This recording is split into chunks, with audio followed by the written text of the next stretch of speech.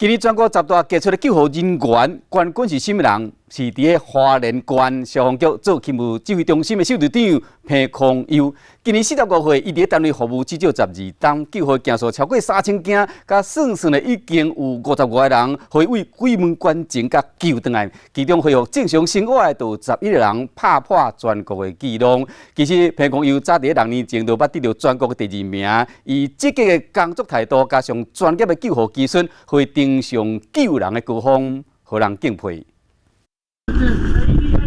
黄金救援一刻拢袂用等，救护人员第一时间冲入去徛街，马上接到患者的呼吸状况。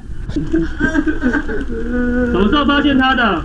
救护人员就算听到家属咧喊，也是真理性又个冷静去面对，将救人的 SOP 一个一个处理。这边我把它翻到长背板，翻上去之后，我们接手 CPR。伊是彭康佑，若是靠心跳数器找回心跳的次数。嘛靠专业的救护知识，伫电话迄头教正确的 CPR 观念。还有呼吸吗？可以帮我把手放在胸口上，确认一下他有没有呼吸吗？彭康佑伫花莲消防局服务至少12档，出勤3000多次，成功替50多名的患者对鬼门关前救回来。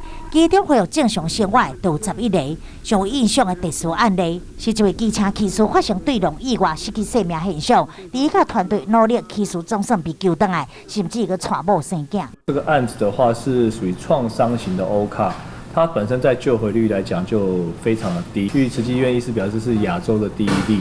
彭康佑敬业的态度，那是6当前摕到全国10大杰出的救护员第2名，今年是冠军宝座。有些时候救人不是只有救一个人，他可能会改变他一辈子，是一个家庭的事情。全台救护人员伫高压又搁危险的工作环境下，拼尽全力救活每一个人，因的精神是世人敬佩。